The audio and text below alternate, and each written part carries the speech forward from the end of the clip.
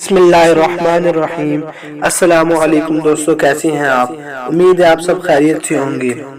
دوستو، اس ویڈیو میں ہم حضرت خباب بن الارت رضی اللہ تعالیٰ عنہ کی تکلیف و قصہ بیان کرنے جا رہے ہیں، تو شروع کرتے ہیں۔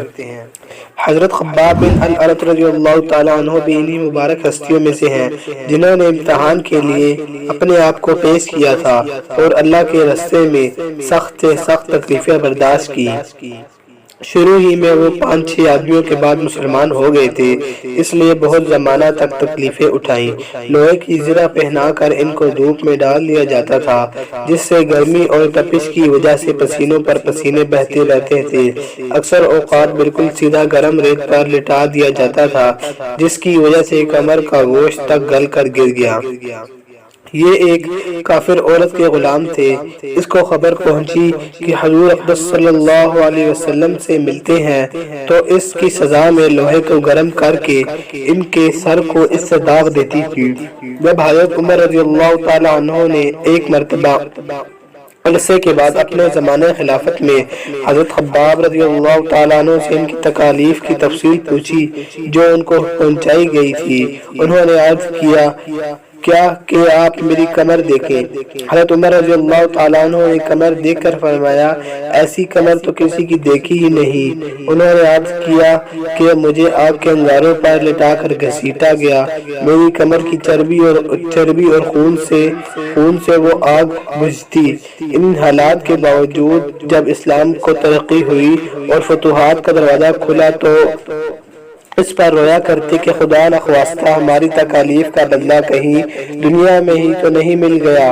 حضرت خباب رضی اللہ تعالیٰ عنہ کہتے ہیں کہ ایک مرتبہ حضور اقدس صلی اللہ علیہ وسلم نے خلاف عادت بہت ہی لمبی نماز پڑھی۔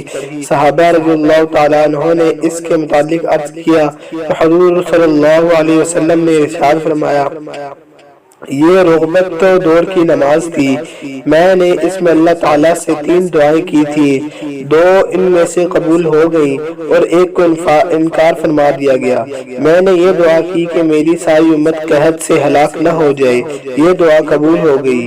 دوسری یہ دعا کی کہ ان پر کوئی ایسا دشمن مسلط نہ ہو جو ان کو بالکل مٹا دے، یہ دعا بھی قبول ہو گئی۔ تیسری یہ دعا کی کہ ان میں آپس میں لڑائی جھگڑا نہ ہو، یہ بات منظور نہیں ہوئی۔ حضرت خباب رضی اللہ تعالیٰ عنہ کا انتقال 37 ہجری میں ہوا اور کوفہ میں سب سے پہلے صحابی یہی دفن ہوئے۔